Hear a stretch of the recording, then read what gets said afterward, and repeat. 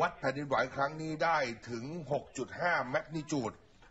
และลึกลงไปใต้ดินประมาณ 12 กิโลเมตรจุดศูนย์กลางอยู่ที่เมืองเซาถงเช่นเดียวกันอเมริกาเนี่ยบอกว่า 6.1 นะครับแต่จีนเนี่ยบอกว่า 6.5 สำนักข่าวต่างประเทศรายงานนะครับว่าแผ่นดินไหวครั้งนี้ทำให้อาคารบ้านเรือนมากกว่า 12,000 หลังในเขตลู่เตียนพังพินาศเมืองลู่เตียนเป็นเมืองเก่าแก่นะครับมีประชาชนประมาณ 429,000 คน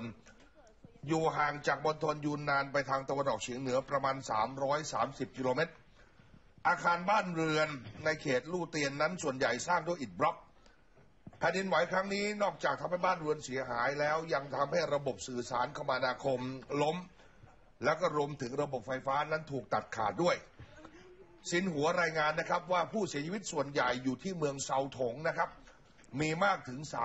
357ศพขณะที่อยู่ในเมืองฉูจิ้งอีก10 รายด้วยกันชาวบ้านคนหนึ่งบอกกับสินหัวนะครับว่าหลังจากเกิดแผ่นดินไหวท้องถนนก็เหมือนกับสนามรบเธอบอกนะครับว่าบ้านของเธอบ้านของเพื่อนเธอซึ่งเป็นบ้าน2 ชั้นเพิ่งสร้างใหม่พังทลายลงมาแผ่นดินไหวครั้งนี้เลวร้ายครั้งหนึ่งในประวัติศาสตร์นะครับท่านผู้ชมครับมีความรุนแรงยิ่งกว่าที่เคยเกิดขึ้นเมื่อปี 2555 ก็คือเมื่อ2 ปีก่อน2 ปีก่อนเนี่ยฆ่าชีวิตไป81 คนนะครับแต่คราวนี้เนี่ย367 คนเป็นอย่างน้อยณขณะนี้ชาวบ้านอีกคนหนึ่งบอกนะครับว่าขณะเกิดเหตุแผ่นดินไหวเธออยู่ในบ้านที่ชั้น5รู้สึกถึงแรงสั่นสะเทือนแผ่นดินไหวสิ่งของต่างๆล่วงกระตกลงมากระจัดกระจายเต็มไปหมดขณะที่เลขาธิการสหประชาชาติบันคีมูนก็แสดงความเสียใจต่อรัฐบาลจีนนะคะรวมไปถึงครอบครัวของผู้ที่สูญเสียญาติพี่น้องจากเหตุแผ่นดินไหวที่เกิดขึ้นด้วยบันคีมูนระบุว่าทาง UN พร้อมที่จะให้ความช่วยเหลือจีนนะคะขณะเดียวกันก็มีรายงานเพิ่มเติมว่าทางการจีนระดมกำลังทหารมากกว่า 2,500 นายเข้าไปช่วยในพื้นที่ที่ประสบภัยขณะที่สภากาชาดจีนก็ส่งเครื่องนุ่งห่มแล้วก็เต็นท์ไปให้ผู้ที่ได้รับผลกระทบแล้วนะคะรัฐบาลจีนส่งเต็นท์ไป 2,000 หลังที่นอนแบบพับอีก 3,000 เตียงผ้าปูที่นอน 3,000 ชุดรวมไปถึงเสื้อโค้ทอีก 3,000 ตัวด้วยส่งไปยังพื้นที่ประสบภัยค่ะจีนรายงานว่านี่เป็นแผ่นดินไหวครั้งที่รุนแรงที่สุดในรอบ14 ปีนะครับรอบ14 ปีที่ถล่มมณฑลยูนนานนะคะครั้งนี้รุนแรงที่สุดค่ะก่อนหน้านี้เคยเกิดแผ่นดินไหวหลายครั้งในมณฑลยูนนานนะคะอย่างปี 2513 ครั้งนั้น 7.7 แมกนิจูดมีผู้เสียชีวิตมากกว่า 15,000 คนถัดมาปี 2517 วัดได้ 7.1 แมกนิจูดผู้เสียชีวิต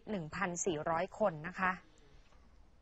ปี 51 เกิดแผ่นดินไหวหลายลูกต่อเนื่องกันมีผู้เสียชีวิต81 คนและในปีเดียวกันเดือนพฤษภาคมนะครับมีแผ่นดินไหวรุนแรงอีกที่เสฉวนซึ่งนี่ใหญ่มากเพราะมีคนตายกับคนสูญหายมากกว่า 90,000 คนจีนนั้นแผ่นดินไหวค่อนข้างบ่อยอยู่เหมือนกันนะครับและล่าสุดอย่างที่ว่าไปนะครับเป็นแผ่นดินไหวที่มณฑลยูนนานซึ่งอเมริกาวัดออกมาที่ 6.1ขณะที่จีนเองวัดออกมาที่ 6.5 แมกนิจูดนะครับลึกลงไปประมาณ 10-12 กิโลเมตรซึ่งก็แปลว่าค่อนข้างตื้นมากจึงก่อให้เกิดความเสียหายรุนแรงนี่ครับเดี๋ยวคงจะมีความคืบหน้าเข้ามาเป็นระยะนะครับผู้ชมครับเพราะว่าตัวเลขณเวลานี้367 คนที่เสียชีวิตบาดเจ็บมากกว่า 1,800 คนเมื่อคืนนี้ยังอยู่ที่100 กว่าอยู่เลยนะครับก็แปลว่าตัวเลขคงจะเพิ่มมากขึ้นเวลาจีนกับเวลาเราห่างกันเล็กน้อยนะครับเดี๋ยวสว่างคงจะมีความพยายามเข้าไปเพื่อจะค้นหาผู้รอดชีวิตและอาจจะพบผู้รอดชีวิตและผู้เสียชีวิตเพิ่มนี่คือแผ่นดินไหวใหญ่ดูภาพนะครับทุกชมครับนี่คือความโกลาหลตอนที่แรงสั่นสะเทือนเกิดขึ้นเนี่ยนะฮะ今天晚上的18时30分，消防官兵已经抵达了镇中的龙头山镇。在镇上发现了一名儿童被埋压，消防官兵立即展开救援。นั่นแหละครับ同时呢，消防官兵还救出了เจ้าหน้าที่ทหารเข้าพื้นที่แล้วนะครับไปตรวจสอบซากปรักหักพังเพื่อจะค้นหาผู้รอดชีวิตและก็ช่วยเหลือผู้บาดเจ็บออกจากพื้นที่เกิดเหตุแผ่นดินไหวอย่างที่ว่าเนี่ยนะฮะเราจะรู้สึกว่าใกล้ตัวเป็นอย่างยิ่งเลยถึงแม้ว่าตัวเลข 6.1 แมกนิจูดนั้นถ้าเทียบกับบ้านเรา เมื่อ 5 พฤษภาคมที่ผ่านมา 6.3 ที่จังหวัดเชียงราย ค่ะ แต่นี่แหละครับอาณาบริเวณกว้างขวางเพราะค่อนข้างตื้นมากเลยนะครับสำหรับ 6.1 โอ้โห พังยับเลยนะครับเนี่ย อืม โอ้โห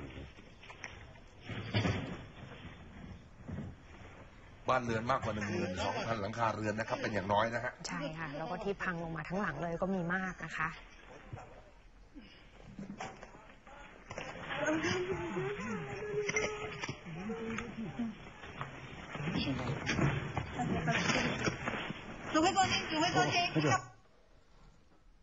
นั่นแหละครับ